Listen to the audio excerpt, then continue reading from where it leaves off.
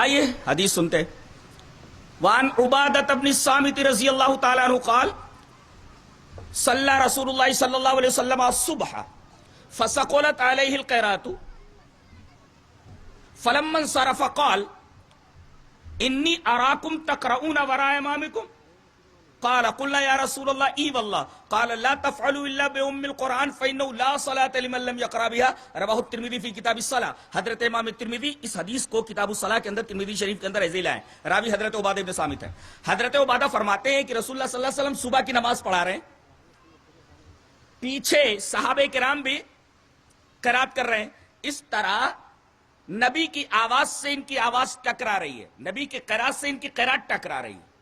جوں تو کر کے نبی کریم صلی اللہ علیہ وسلم نے نماز ختم کی اور آپ مقتدیوں کی طرف گھومے.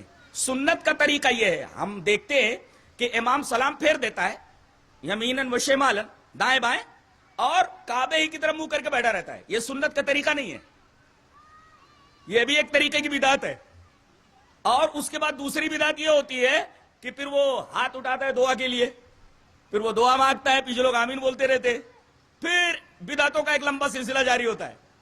تو نبی کریم صلی اللہ علیہ وسلم کا طریقہ مبارکہ یہ تھا کہ آپ سلام پھیرنے کے بعد مقتدیوں کی طرف گھوم جاتے. انصراف کہتے ہیں کہ آدمی منہ اس طرف کیے ہوئے ہو اور یوں گھوم جائے, اس کو کہتے صرف, انصراف. فلما انصرف قال, آپ گھومے اور مقتدیوں کی طرف منہ کر کے آپ نے فرمایا انی اراکم تقرؤون وراء امامکم, مجھے لگتا ہے کہ تم لوگ اپنے امام کے پیچھے پڑھتے ہو. قال قلنا یا رسول اللہ واللہ, ہم تمام صحابہ کرام نے کہا کہ اللہ کے رسول, ہاں اللہ کی قسم ہم آپ کے پیچھے قرات کرتے ہیں. آپ نے فرمایا لا تفعلوا الا بام القرآن, ام القرآن کے علاوہ کچھ مت پڑھو, فانه لا صلاة لمن لم يقرأ بها, اس لیے کہ جس نے ام القرآن نہیں پڑھا اس کی نماز نہیں ہوتی.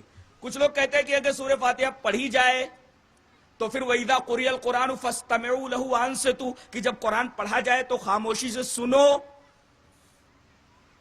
اس کے خلاف تو نہیں, اس کے خلاف نہیں ہے, اس لیے کہ منع قرآن پڑھنا ہے.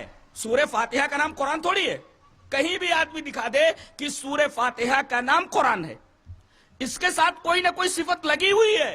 وَلَقَدْ آتَيْنَاكَ سَبْعًا مِنَ الْمَثَانِي, سبع مثانی اس کا نام ہے. قرآن بھی آیا تو والقرآن العظیم, قرآن کے ساتھ عظیم ہے. ام الکتاب, فاتحۃ الکتاب, یعنی جب بھی اس سورہ کریمہ کا نام لیا جاتا ہے تو کوئی نہ کوئی اس کے ساتھ لفظ جڑا ہوتا ہے. فاتحۃ الکتاب, یہ ایسا کہا جاتا ہے. تو قرآن پڑھنا منع ہے امام کے پیچھے, ام القرآن پڑھنا منع نہیں ہے. اور قرآن میں ہے وَإِذَا قُرِئَ الْقُرْآنُ, جب قرآن پڑھا جائے.